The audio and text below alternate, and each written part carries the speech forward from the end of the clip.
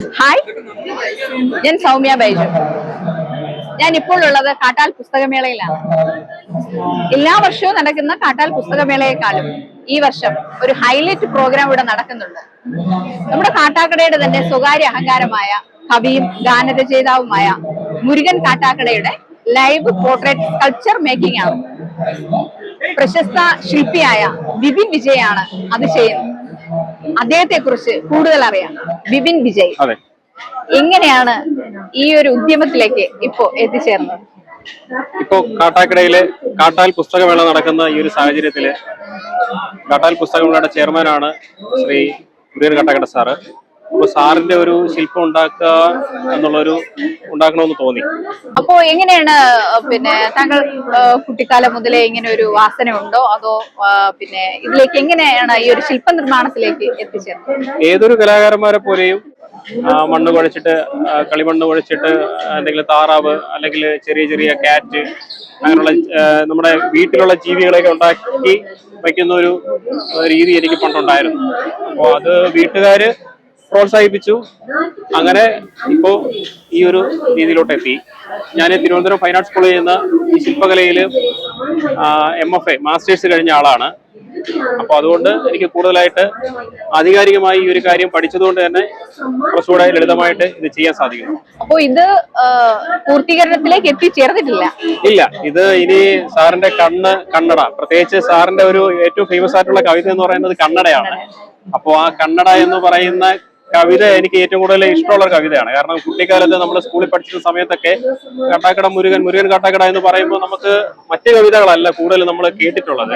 കവിത Madhusoodanan Nair sir ചൊല്ലുന്നത് പോലെ ഏറ്റവും കൂടുതൽ ചൊല്ലി കേട്ടിട്ടുള്ള ഒരു കവിത എന്ന് പറയുന്നത് കണ്ണട എന്ന് പറയുന്ന കവിതയാണ്. അപ്പൊ സ്വാഭാവികമായിട്ടും കണ്ണട ഇല്ലാത്ത ഒരു മുരുകൻ സാറിനെ നമുക്ക് ചിന്തിക്കാൻ പറ്റത്തില്ല. അപ്പൊ ആ ഒരു കണ്ണടയും കൂടെ വെച്ച് കണ്ണും അതുപോലെ തന്നെ ആ ഒരു എക്സ്പ്രഷൻ, ഒരു ശില്പത്തെ സംബന്ധിച്ചിടത്തോളം എക്സ്പ്രഷന് ഒരുപാട് പ്രാധാന്യമുണ്ട്.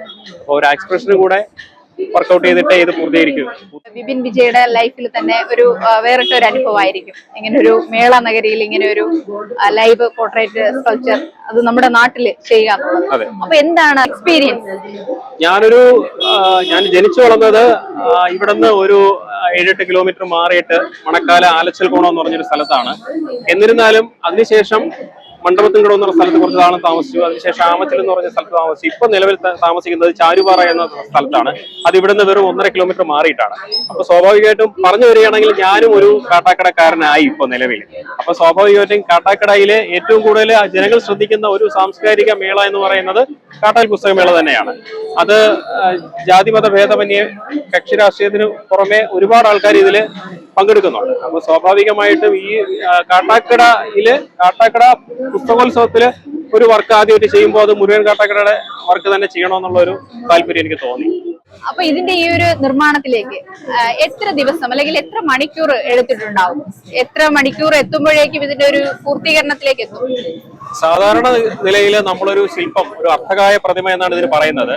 അങ്ങനെ ഒരു അർത്ഥകായ പ്രതിമ ഉണ്ടാക്കുന്നത് ഒരു 15 ദിവസമോ 1 മാസമോ ഒക്കെ എടുത്തിട്ടൊക്കെ ആയിരിക്കും. അത് കുറച്ചും കൂടെ ഡീറ്റെയിൽഡ് ആയിട്ടുള്ള ഒരു സ്റ്റഡി ആയിരിക്കും.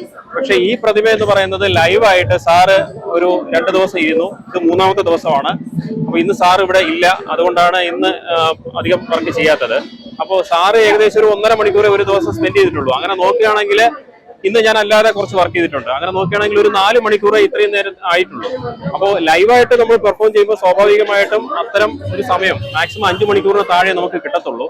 പ്രത്യേകിച്ചും പ്രശസ്തരായ വ്യക്തികളാവുമ്പോൾ സ്വാഭാവികമായിട്ടും മോഡല് ഇരിക്കുന്ന സമയം വളരെ കുറവായിരിക്കും. അപ്പോൾ അങ്ങനെ വരുമ്പോൾ 5 മണിക്കൂറിന് താഴേക്ക് നമ്മൾ ഫാസ്റ്റായിട്ട് വർക്ക് ചെയ്ത് എടുത്തിട്ടുള്ളൂ.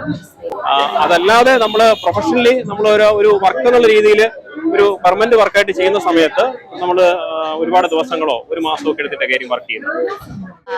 എല്ലാ ഉയരങ്ങളിലേക്കും എത്താൻ കഴിയട്ടെ, ഉയരങ്ങളിലേക്ക് എത്തട്ടെ, അതിന് സർവേശ്വരനെ സഹായിക്കട്ടെ. യുവശില്പിയുടെ സർഗസഭയുടെ പ്രയാണം തുടരട്ടെ. എല്ലാവിധ ആശംസകളും നമുക്കും നേരാം. ഇനി മറ്റൊരു ഫ്രെയിമിൽ നമുക്ക് വീണ്ടും കാണാം. Signing off, Soumya Baiju.